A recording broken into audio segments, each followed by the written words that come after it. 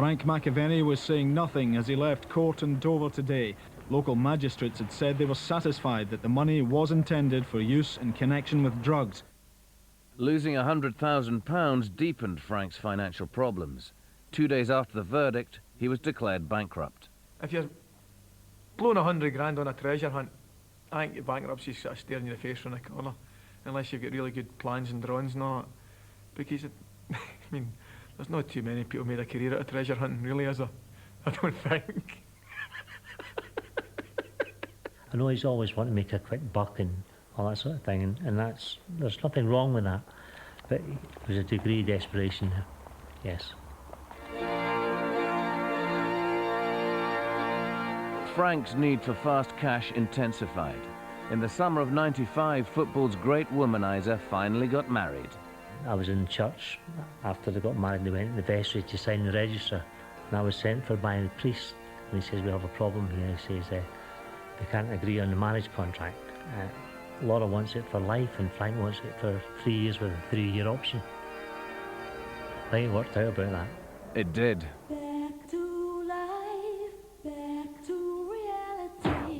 The couple quickly separated and were divorced, but Frank's bankruptcy didn't disrupt his social life. I didn't have any idea who he was, but he started chatting to me and 5 of my friends. Frank McAvennie. This is Emma. Frank. Introduce Frank to the girls. He was like buying bottles of champagne. He was persuading us to go all night, and we were saying, no, we've got to go back on a coach at 2 AM. And he was saying, no, you can all stay, it's not a problem.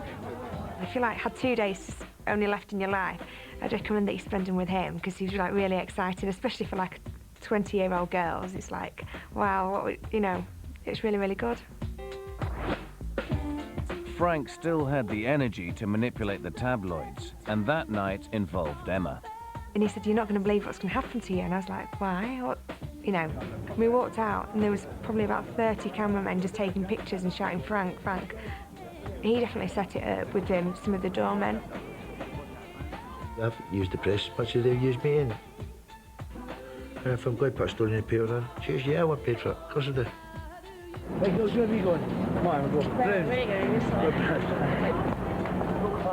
Frank's still living in the 1980s, and he thinks that he can command big bucks for just being there, for just turning up. I'm not sure if someone asked Frank directions, he'd be looking for cash in a brown envelope, 10 minutes later. Frank McAvennie arrived with girlfriend Karen Lamberti to face charges that in March of this year he was involved with others in a criminal conspiracy to supply ecstasy and amphetamine.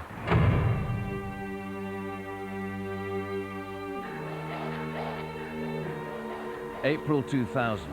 As part of a UK-wide investigation, the National Crime Squad were following a major drugs criminal in the Newcastle area. They surrounded his car outside Newcastle railway station. Inside the car, they also found Frank McAvennie. And on this particular day, McAvennie turned up, was seen with this individual, and was part of the overall operation, which culminated in his arrest and the other individual's arrest. They tried to put me in the picture by saying that I get out of the car and pass the parcel. And it didn't happen. Did not happen whatsoever. But the parcel did exist. Inside it were 5,000 ecstasy tablets and 5 kilos of amphetamines. Street value, £110,000. Frank was taken to a Category A prison, Durham Jail. I really did, probably for the first time, worry for Frank McAvennie. Because I thought, there's part of me thinking, Frank, you could go away here for a long, long time. Frank spent a month in Durham and was then released on bail. For 6 months, he signed on every day at the police station before the case came to the Crown Court in Newcastle in November 2000. An individual who he was with pleaded guilty and was sentenced to 5 years imprisonment for conspiracy to supply dangerous drugs. His defence was, yes, he was with these people, but no, he didn't know what they were doing, and he wasn't aware of what the package was. And he was just with these people on that particular day, having a look around Newcastle upon Tyne.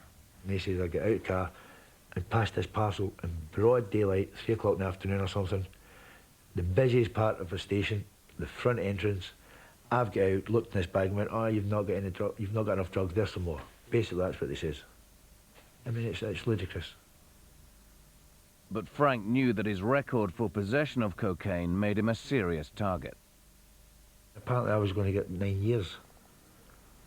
You know, 9 years is, you know, it's a hell of a lot of time. Full time approaches as Macca heads for the witness box. Hoping for the right result today, Frank? Hope so. He was as gallus as ever. You know, it's no problem.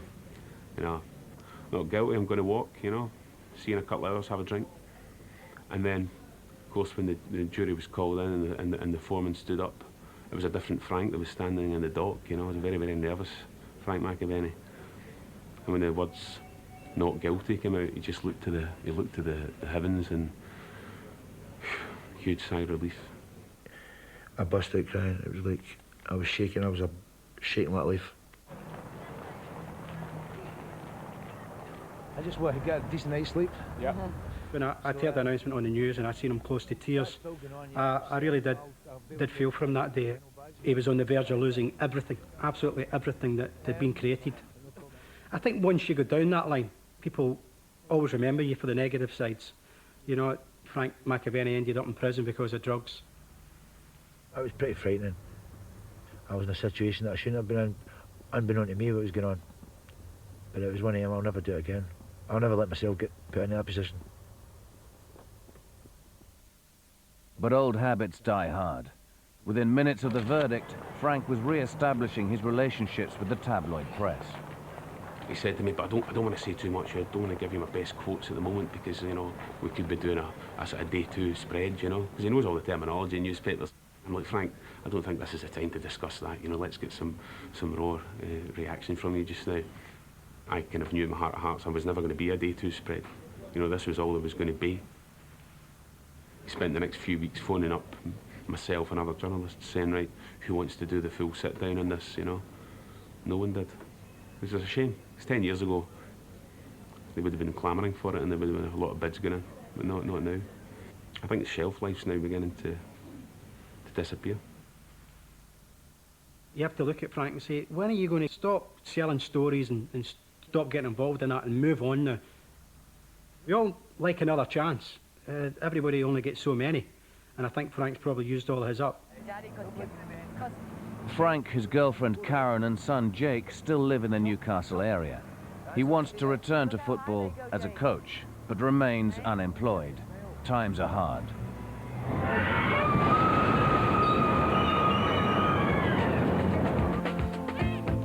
For Frank McAvennie, the 80s must seem like a distant dream. The big money, tabloid celebrity, page 3 girls, all have gone.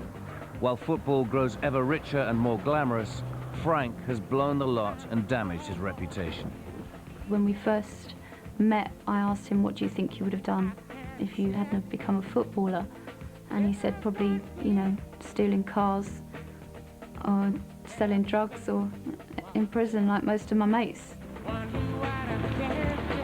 Increasingly, footballers admit to taking drugs, but only one major footballer has stood trial accused of dealing in drugs, a player who characterized the 80s, the era of excess. His name is Frank McAvennie.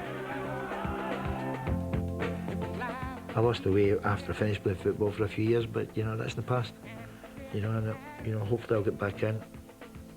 Or not hopefully, I will get back in. It might, I don't care how long it takes, but I'll get back in. Because that's the only thing I know how to do.